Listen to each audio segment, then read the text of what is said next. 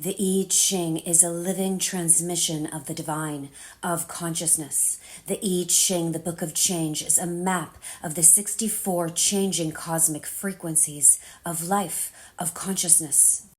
This is an ancient wisdom from thousands of years ago that was used to track and harmonize with the forces of nature in order to guide the people, an empire, a civilization.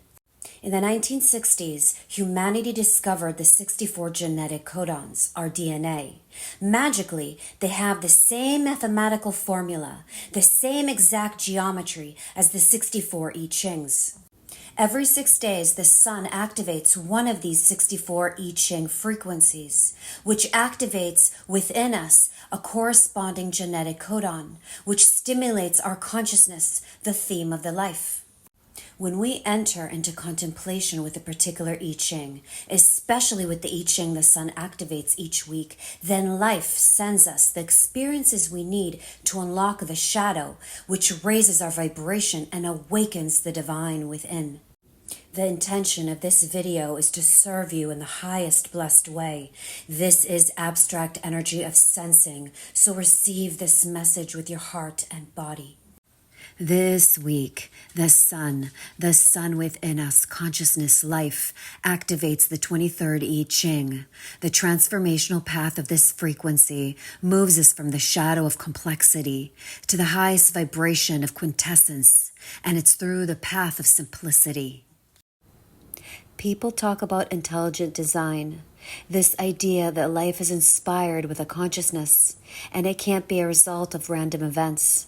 Some believe that life is too complex to have evolved naturally, and others believe only in randomness, that there's no inherent consciousness beneath the cosmos.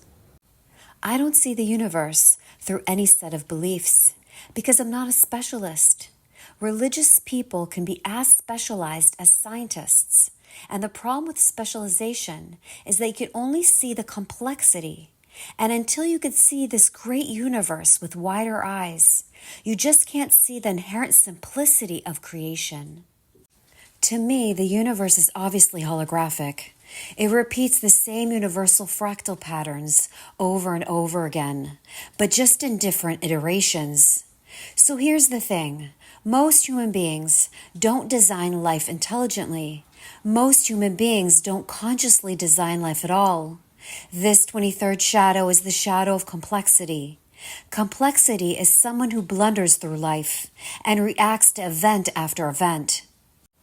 The problem is we move too fast. We think so fast nowadays that we miss the obvious. And by the time most are 40 or so, we have already made the life so complicated that it takes the rest of the life to get back to some kind of simplicity again. This is why the I Ching is a great wisdom for the young. It encourages us to take a few breaths before we decide what we think it is that we want to create in life. The I Ching encourages a contemplative outlook, and a contemplative outlook can consider what kind of life we are manifesting or dreaming of. And once we have a sense of that, you can design that. And what a different kind of life that is compared to most people. Because most people blunder along. You know, they meet someone, fall in love, get married, have kids, get a mortgage, get a job to pay off that mortgage, and then they are 40 or 50, and it's mostly all gone. And I'm not saying any of this is wrong. I myself have fallen into this category. But when I was young, I didn't have the I Chings. I didn't know what I know now.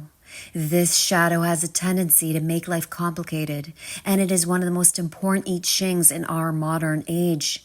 If you ever wanted to make a fortune in today's world, you wouldn't have to go much further than this teaching. So this transformational pathway is going to be nothing but practical.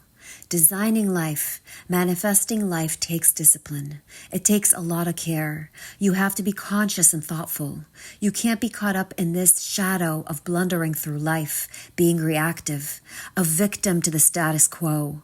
There is a fear in this shadow, of the shadow itself. People with the 23rd I Ching and their energetic design may be haunted by their own fears.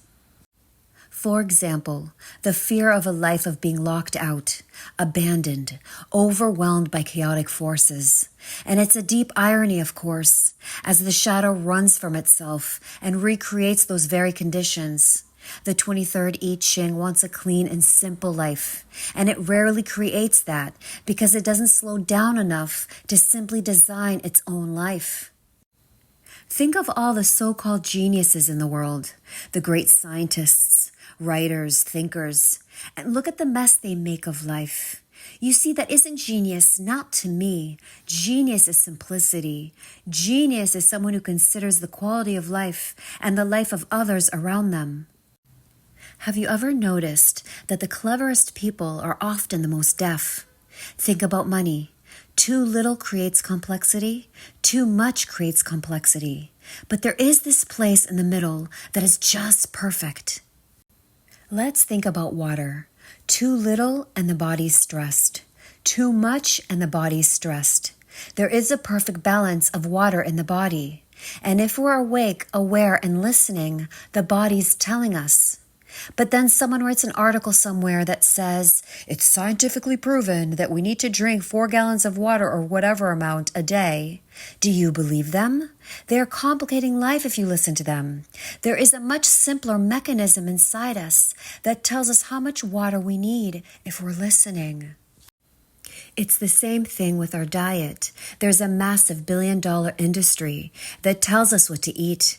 Have we gone insane? Drink when you're thirsty. Eat when you're hungry. Basta, as the Spanish would say. That's enough. It's simple. What should I eat, you may ask? If your body feels good eating something, then it's good for you. If you feel bad, it isn't good for you. It's as simple as that. We allow it to be complicated. The problem is, the 23rd shadow takes us so far down the road of complexity because we don't trust the simple, the body, our intuition, that we end up far away from who we truly are. And that's why many people end up with a midlife crisis, because the biological clock kicks in and says, why do you feel so empty? Why do you feel unfulfilled? You got to the middle, and what do you have to show for it? In truth, there's no need for big external changes. What is needed is many small internal changes to get us back to the simple, the essential.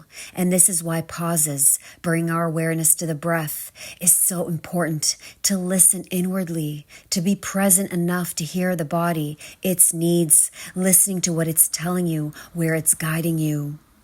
So if we eat when we're not hungry, we create complexity. If we drink when we're not thirsty, we create complexity. The body has too much.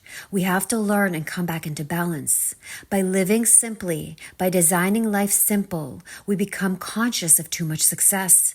Too much of anything upsets the balance, creates anxiety.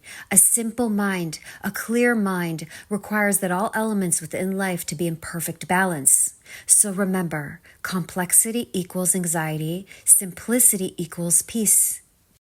So who's better off, the billionaire or the contemplative?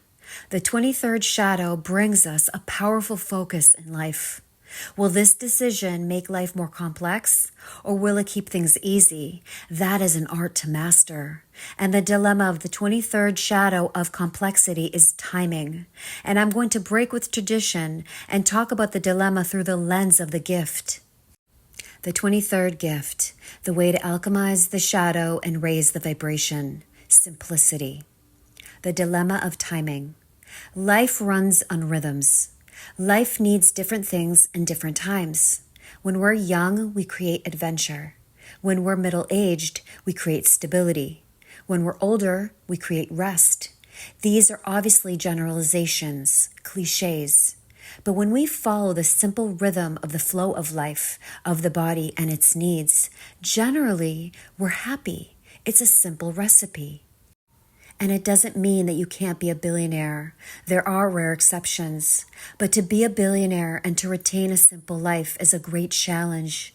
Even if you go and buy an island and go hide away, most will still be haunted by what people are doing with their money. And why hide away on an island? That's because everyone knows deep inside that we are at peace when life is simple, so knowing that changes everything. One of the greatest gifts this I Ching brings is knowing how to say no graciously. When you can say no with grace, then your no always has a yes inside it. Simplicity is spaciousness, and to retain spaciousness is an art. In a relationship, how do we retain spaciousness?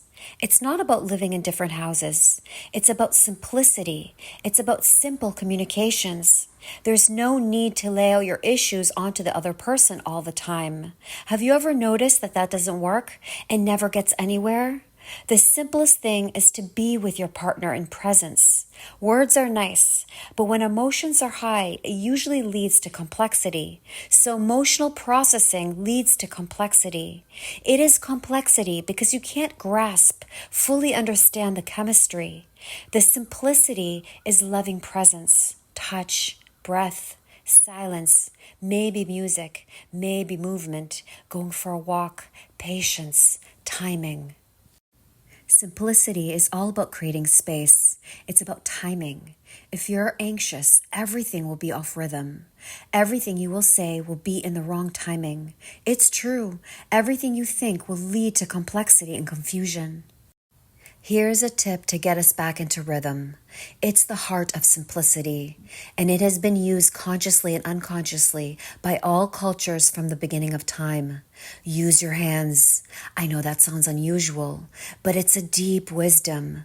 The hands have a transformational intelligence, and the movement of your hands must be analog rather than digital. Digital meaning a computer keyboard or a phone. The hands need to find an analog rhythm, maybe through a tool, musical instrument, or performing a simple task. Cleaning, cooking, gardening, painting, knitting. It really doesn't matter which. This is why the great sages always gravitated towards the arts and the ordinary, because the ordinary tasks of life are performed by the hands. And when we're one with the intelligence of our hands, then we return to the visions of simplicity. Try that next time you feel anxious. Allow the hands to express the 23rd gift of simplicity. The 23rd gift is the gift of synchronicities. Speaking at the right time, moving at the right time, moving with the rhythm of the cosmos. It takes great intelligence to design a simple life, a handmade life. Have you ever been at someone's home and felt the quality of that life expressed through the hands of that household? Like fresh cooked meal, a garden, artwork and furniture made by the homeowner. A handmade life is a simple life, a deeply fulfilling life, a contemplative life, a human being that gives himself time for the hands to find an avenue of mastery, whatever it may be. So think of a person or people that you may know or dream of one who has a simple life, and consider the elements of that life that appeal to you, that you are secretly yearning for, and then slowly redesign the life over time to fit that image. And be careful of the silent calls of the modern culture. Play with it, yes. Enjoy its technology and breakthroughs. But be careful not to be a victim of its marketing. It wants you to have a complex life. It wants you to spend and then end up throwing. So be rebellious. Be simple.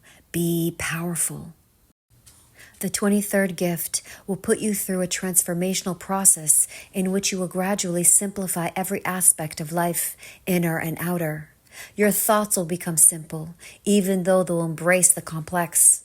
Your heart will be open and simple, even though it will be compassionate to the difficulties of others. And in time, everyone will gravitate towards you because you will have the one thing everyone seeks the most, simplicity, the great lost art.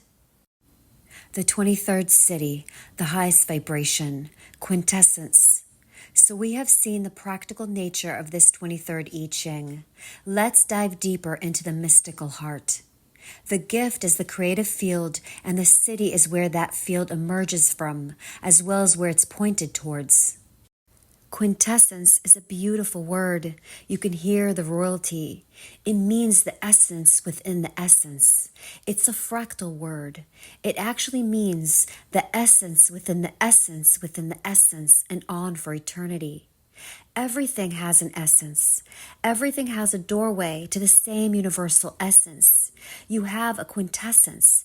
It's the very spirit of who you truly are, the holographic heart of who you are. For millennia, mankind have sought out the quintessence through science, through religion, through music, through the arts, through nature, and through each other. We seek it in the eyes of our lover. We sense it in the quiet heartbeat of a sleeping child. The quintessence is everywhere and in everything. It's the heartbeat of consciousness. It is the hidden treasure in all our myths and fairy tales. Think about time. The universe contains the quintessence in every moment. So the quintessence of time is in the pause, in the break, the moment that we come fully into the present, the eternal now. Think about language. The quintessence of language is silence, the pauses between the letters and words, the gaps. Think about our relationships. The quintessence of our relationships is love, the space which we merge together. And the more we be in the quintessence, the simpler life becomes. The more we stay with the essential, express the essential, become one with the universal rhythm of life. Let the hands show the way in life. Our hands are wiser than our head. Our hands dance with the quintessence. What will your hands leave when you're gone? What will you have created from the clay of this beautiful earth? What kind of life will you lead? Fall in love with the pauses, with the silence, the essential, the quintessence. I empower you this week to create space, get to higher awareness, notice your thoughts, feel all the sensations fully that come up in the body. Shine the light of awareness to any complexity. Feel it deeply. Breathe in, breathe out. Remember, love yourself and choose to be blessed.